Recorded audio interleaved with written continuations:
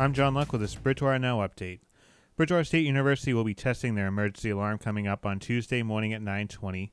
This is just a test, but you will hear a siren and announcements if you are around Bridgewater State University. Again, that's coming up this Tuesday morning at 9:20 a.m.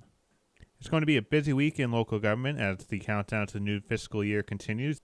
The Town Council will hold their meeting at the Academy Building tomorrow night. Among the items being discussed, the town will look at a recap of FY17 and potentially taking the next step in the McElwain School process, which will allow the town manager to continue negotiating the purchase and sales agreement.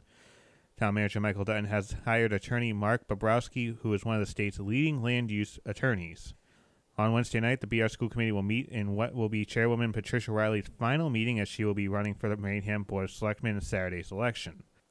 3 challengers will vie for the 2 seats on the Rainham side of the school committee, and Bridgewater voters will also choose the 2 Rainham representatives.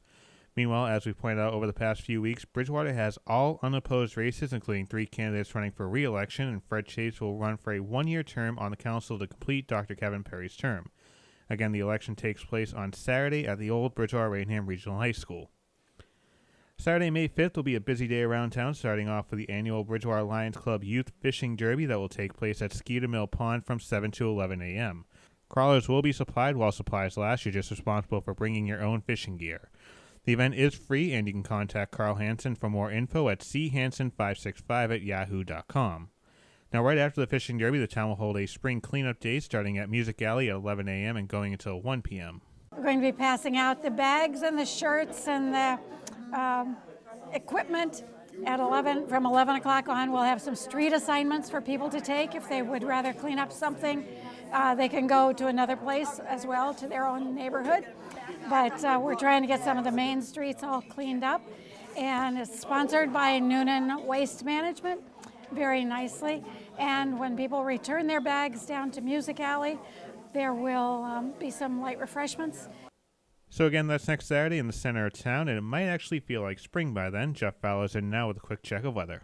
Well, John, our weather has taken a turn for the better here as we flirted with 70 on this Monday afternoon. As we look at the radar, we do see a batch of rain slowly moving through the southeastern part of the country, and that's fighting high pressure that's been protecting us. But eventually, that rain will win out, and we'll have some spring-like April showers here moving in late tomorrow night, and could become a steadier rain on Wednesday. But then we'll clear out Thursday, back to the sunshine and back to some warmer temperatures. Now we'll have another system moving through here on Friday night, which could bring us another batch of rain showers. But so far, it looks like that will quickly move through here, and we should be setting ourselves up for a decent weekend.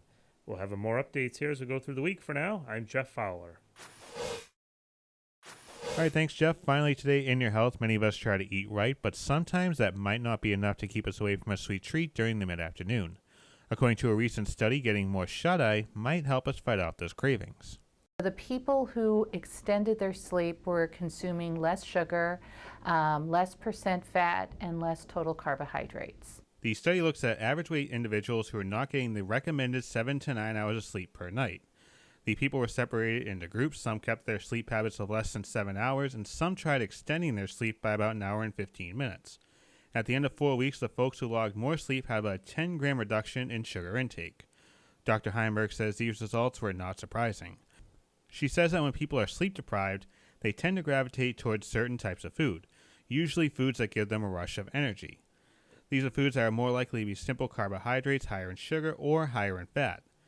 And while these types of foods may provide an initial rush, they will leave us with a crash later and eventually lead to weight gain.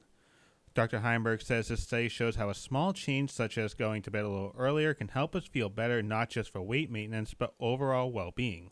Just getting a little bit more sleep can help you lose weight, but it also is going to help you focus better. It's going to help your mood, help your irritability, make you a safer driver, more productive at work. So just that little behavior change can have an enormous positive cascade on a lot of different health behaviors and a lot of different health outcomes. Dr. Heimberg says that good sleep hygiene isn't just for people who are overweight or working on weight loss. It's important for everybody. Thank you for watching this Bridgewater Now update. I'm John Luck.